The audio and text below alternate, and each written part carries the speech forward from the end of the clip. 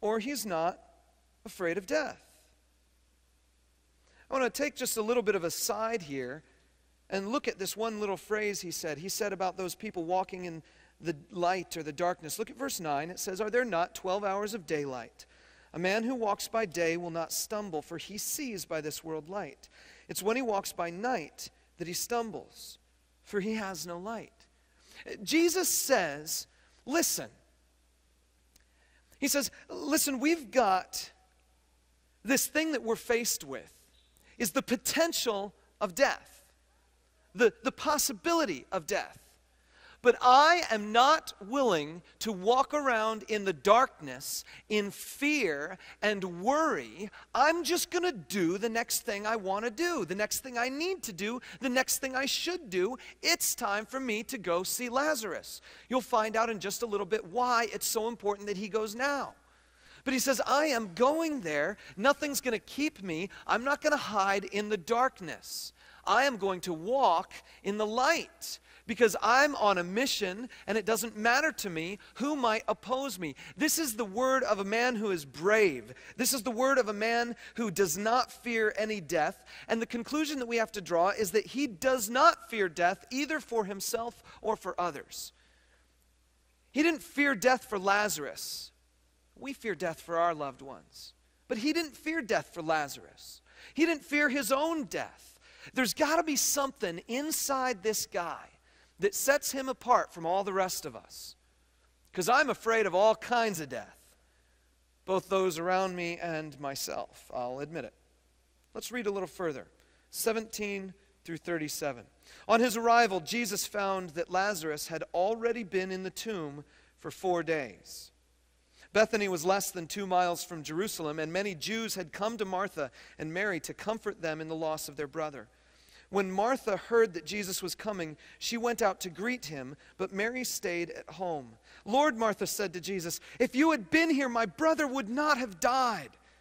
But I know that even now God will give you whatever you ask." Jesus said to her, "Your brother will rise again." Martha answered, "Oh, I know he will rise again in the resurrection at the last day." Jesus said to her, "I am the resurrection and the life. He who believes in me will live even though he dies, and whoever lives and believes in me will never die. Do you believe this?" "Yes, Lord," she told him, "I believe that you are the Christ, the Son of God, who was to come into the world." And after she had said this, she went back and called her sister Mary aside. "The teacher is here," she said, "and he's asking for you." When Mary heard this, she got up quickly and went to him. Now Jesus had not yet entered the village, but was still at the place where Martha had met him. When the Jews had been with Mary in the house, comforting her, noticed how quickly she got up and went out, they followed her, supposing she was going to the tomb to mourn there. When Mary reached the place where Jesus was and saw him, she fell at his feet and said, "Lord, if you had been here, my brother would not have died." When Jesus saw her weeping, and the Jews who'd come along with her also weeping, he was deeply moved in spirit and troubled. "Where have you laid him?" he asked. "Come and see, Lord," they replied. Jesus wept. Then the Jews said, "See how he loved him?" But some of them said, "Could not he who opened the eyes of the blind man have kept this man from dying?" If you look at Jesus' actions and Jesus' words here, you might wonder if he cares. Martha speaks an emotional word to him. She says, "If you'd been here, my brother wouldn't have died." It's a blaming word. It's an emotional word. It's a painful word. And Jesus' response can seem kind of cold, kind of calloused. He just spouts a fact back to her. He says this. I have put it in the Message translation on the screen and on your note sheet here, but he says, "You don't have to wait for the end. I am right now resurrection and life.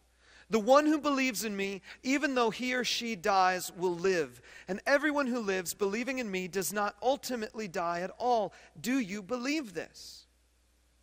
See, if we're looking at it from Jesus' perspective, we can understand why he doesn't fear death. He doesn't fear death because he's making this claim that he has life in himself. He has the power of life in himself. He says, I am the resurrection, I am the life. Anyone who believes in me will never die, and if they do die believing in me, they will live again. Jesus believes that he has the power of life in himself. And that's what he says to Mary. That's what he says to Martha. That's what he says to these women who are deeply hurting and wounded. But it's almost as if someone you know is crying and in pain, and you walk up to them and you pat them on the back and say something like this, well, you'll see him again someday in heaven. On one level, that's caring. On another level, that's insensitive, because what they really need is they just need someone's love. And that's what we feel. That's what we think. They just need a hug right there. And here's Martha just crying out to Jesus, and it almost sounds like he's being cold, but I want to challenge you to never get that. Look at Jesus himself here, and he cries. He himself cries. Is it because his friend Lazarus is dead? No, he didn't cry when he knew Lazarus was dead. He didn't cry when he immediately saw Martha coming out or when he talked to Mary. He cries later on, and if you pay attention to the words there, he cries, it says, when he sees those around him feeling the pain they feel. Friends, I want to encourage you. I know some of you are here today because you're looking for a word of hope, because you yourselves are hurting or wounded or scared or sad or something. And you might wonder, does Jesus care about me? Jesus, when he sees the hurt and the pain of those around him, he cries too. He weeps with you in your pain and in your woundedness and in your sadness. He's with you in it. But you know, that's all well and good. If you put yourself in Martha's shoes, you're going to say, my brother's still dead. I mean, Jesus is saying he's the resurrection and the life, and those who die will still live again in eternity. That's a great theory, Jesus. That's a good, answer to this whole problem of the fear of death. That's a good theory. But my brother's still dead. I mean, there's still this pain, there's still this woundedness. Mary says, if you'd been here, my brother wouldn't have died. And Jesus can say these words, but it's just theory. Or is it reality? If we read a little further, you see that Jesus has a confidence and an authority in his voice that indicates something more than just theories going on. Let's keep reading. In verse 38, it says, Jesus, once more deeply moved, came to the tomb. It was a cave with a stone laid across the entrance. Take away the stone, he said. But Lord, said Martha, the sister of the dead man, by this time there's a bad odor, for he's been there 4 days. Then Jesus said, did I not tell you that if you believed, you would see